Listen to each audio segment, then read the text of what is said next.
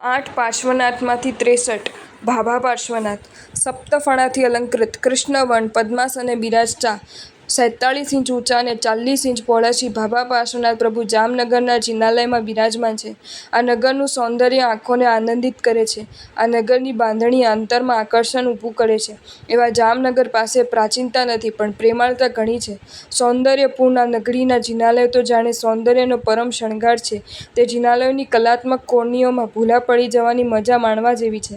ચોળીવાળા દેરાસર તરીકે ઓળખાતા જીન મંદિરમાં શ્રી ભાભા પાર્શ્વનાથની મનોહર મૂર્તિ શોભે છે. અચલ ગચ્છી આચાર્ય શ્રી કલ્યાણ સાગર સુરીના ઉપદેશથી શ્રી સંગે સંવત 1678ના વૈશાખ સુદ આઠમને રવિવારે આ બિંબની પ્રતિષ્ઠા કરાવી હતી. ઉત્તર ગુજરાતમાં તથા સૌરાષ્ટ્રમાં ઘરના વડીલની વડીલાઈ અનુસાર તેમને ભા શબ્દથી બહુમાનવા આવ્યા છે. વ્યવહારમાં વપરાતા આવા અત્યંત બહુમાનવાચી શબ્દને બેવડાવીને શબ્દને અત્યંત બહુમાનવાચી બનાવવામાં આવ્યો.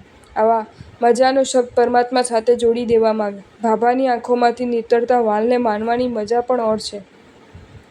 જામનગર સૌરાષ્ટ્રનું એક મહત્વનું શહેર અને જિલ્લાનું મુખ્ય મથક છે.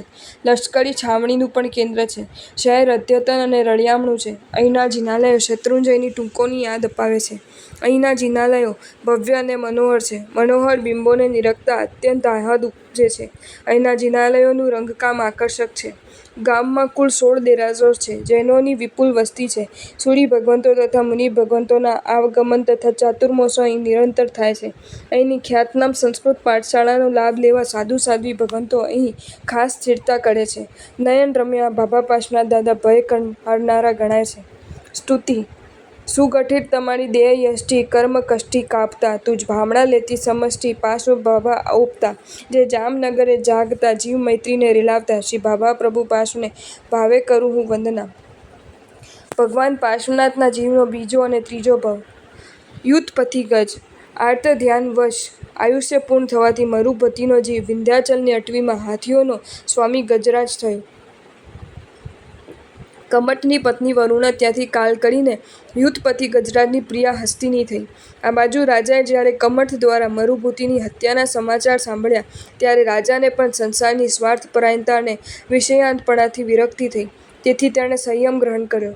ઉત્કૃષ્ટ સાધના કરતા તેઓ એક દિવસ તે જ અટવીમાં ધ્યાન મુદ્રામાં ઊભા હતા. ત્યારે મરુભટ્ટીનો જીવ કે જે હાથી બનેલ હતો તે ત્યાં આવી પહોંચ્યો. મુનિને ધ્યાન મુદ્રામાં જોઈને તેને જાતિ સ્મરણ જ્ઞાન થયું. પૂર્વજન્મનું સ્મરણ કરીને ગજરાજે મુનિ પાસે શ્રાવક ધર્મનો સ્વીકાર કર્યો. એકવાર વનમાં ભયંકર અગ્નિ પ્રકોપ થયો. આખું વન બળવા લાગ્યું. ત્યારે પોતાના પ્રાણ બચાવવાને માટે હાથીએ સરોવરમાં પ્રવેશ કર્યો. ત્યાં કમઠનો જીવ કે જે કુર્કુટ જાતિનો સર્પ બનેલો હતો તે આકાશમાં ઉડતો ત્યાં આવ્યો અને હાથીને જોઈને તેનું વેર જાગૃત થઈ ગયું. ક્રોધવશ હાથીના માથા ઉપર દંશ માર્યો કે જેના ઝેરથી ગજરાજનું આખું શરીર વિષમય બની ગયું. તો પણ હાથીએ સંભાવપૂર્વક વેદના સહન કરી સમભાવમાં જ આયુષ્ય પૂર્ણ કર્યું. 8મા દેવલોકમાં આયુષ્ય પૂર્ણ કરીને મરુભટ્ટીનો જીવ 8મા સહસ્રાર નામના દેવલોકમાં ઉત્પન્ન થયો. જો તમને આ વિડીયો ગમ્યો હોય તો આ વિડીયોને લાઇક કરો અને શેર કરો અને આવા જ નવા વિડીયો જોવા માટે જૈન ફેક્ટ્સ એન્ડ સ્ટોરીઝની ચેનલને સબસ્ક્રાઇબ કરો. ધન્યવાદ.